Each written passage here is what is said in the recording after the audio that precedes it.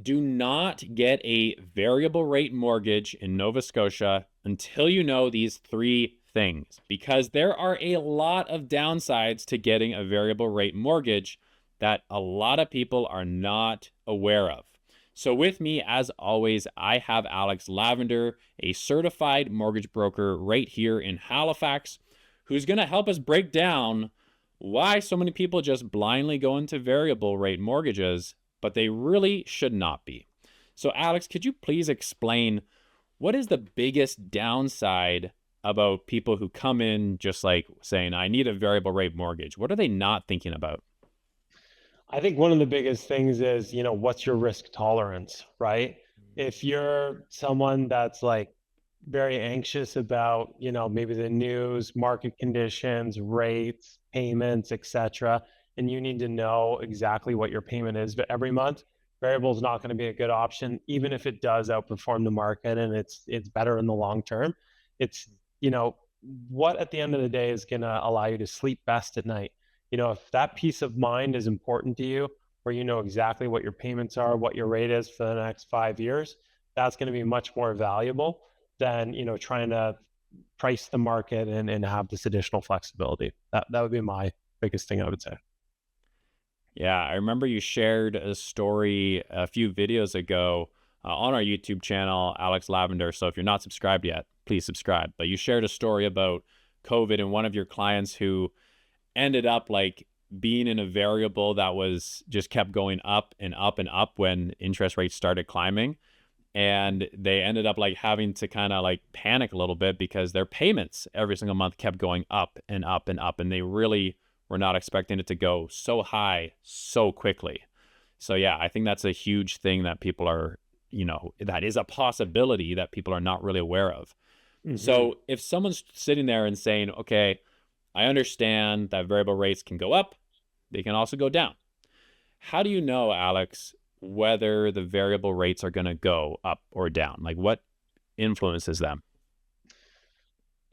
I could make a lot of money if I knew, right? There's no crystal ball to predict it. But what we can do is what I follow the economists of the big five banks. And I kind of see what they are predicting. And like for right now, for example, till the end of 2027, we've got about three of them predicting no rate changes, got one at about 0.5% increase, and the other at about a full percent increase by the end of 2027. So I'd say that probably averages out to a no rate increase to a 0.5% increase. However, these are just predictions. I mean, even in COVID, I think the Bank of Canada said, you can rest assured that rates are going to stay low for a very long time. And then, shortly after they were jacked up at the fastest pace in history, just straight up, like never before seen, right? Yeah. So, and, there's uncertainty in other parts of the world and stuff like that that can affect these. So, variable can definitely change, and it can change quick, even if the predictions do not point to that. Mm.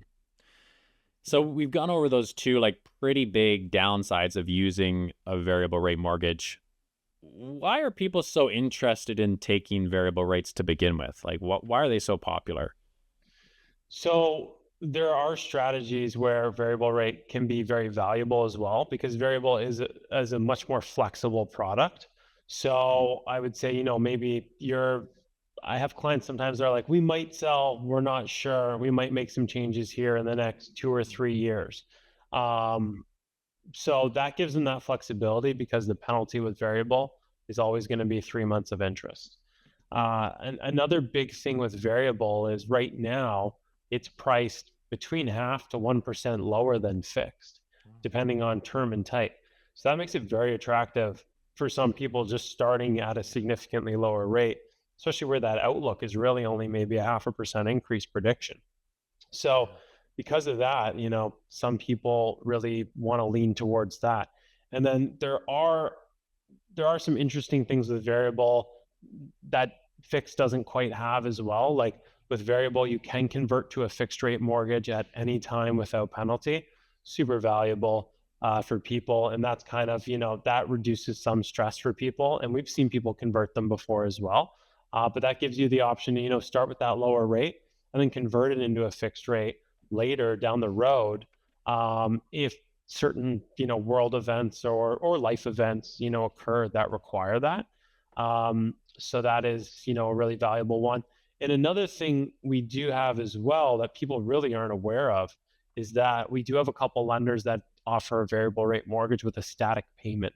So that allows you to get the lower interest rate of variable and a payment like fixed. So you can get payment stability where your payment's going to stay the same every month. And when the interest rate changes, the amortization on the mortgage changes instead of the payment itself. Ah, yeah, that's very interesting. There's definitely a lot of good reasons to consider getting a variable. What would be the most surprising downside that your clients have faced when getting a variable rate mortgage? Yeah, I would say one of the biggest downsides is obviously if rates change, right? And payments start to go up substantially.